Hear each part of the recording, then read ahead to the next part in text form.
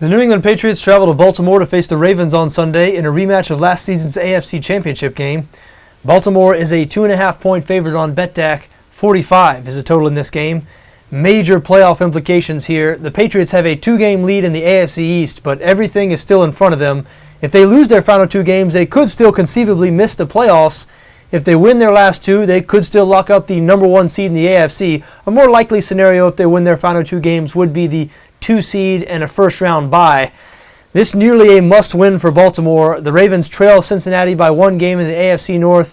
They're tied with the Miami Dolphins for the 6th and final playoff spot in the AFC. So, huge game for both teams, no doubt about it. Now, the major news swirling around the Patriots over the last couple of weeks has been the loss of All-Pro tight end Rob Gronkowski. Gronkowski will miss the remainder of the season after injuring his knee 2 weeks ago, and that is a blow to the New England offense. They really struggled over the first half of the season without Gronkowski. As a matter of fact, they were averaging 11 more points per game with him in the lineup. He is, of course, Tom Brady's go-to guy, and they lost on the road in Miami last week without him. Maybe that's why Baltimore, a very popular public bet this week, people tripping over themselves to back the Ravens here as short home favorite against the Patriots. Ravens, of course, have been very good at home this season. 6-1 at home, even though they have failed to cover in their last 2 home games. And they are currently riding a 4-game winning streak. But I like New England here for a couple of reasons. Number one, I watched their game against Miami last week, and it hasn't been talked about a whole lot. As a matter of fact, the way people talk about that game, they make it sound like New England's offense didn't play well, or they sort of sounding the alarm bells as far as the Patriots offense goes. That's not the way it went at all. Tom Brady was masterful, threw for 364 yards against a Miami defense that entered the game ranked 9th in points allowed. Now, he'll be facing another good defense this week. Baltimore top 10 in both yards allowed and points allowed.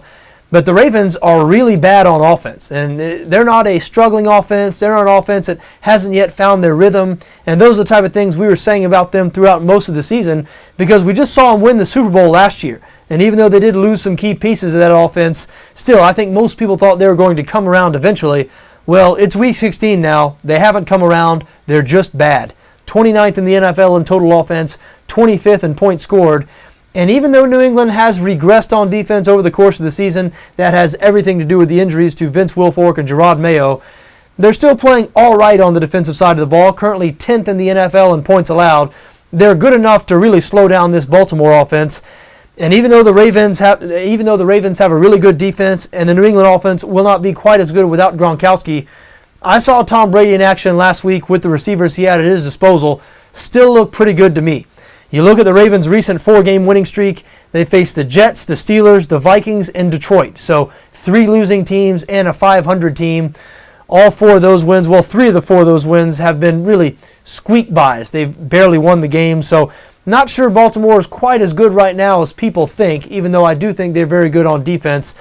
So I like New England to win this game outright. I think they're a good bet as a 2.5-point underdog. I think they're a good bet on the money line. I'll also be looking at under 45 in this situation.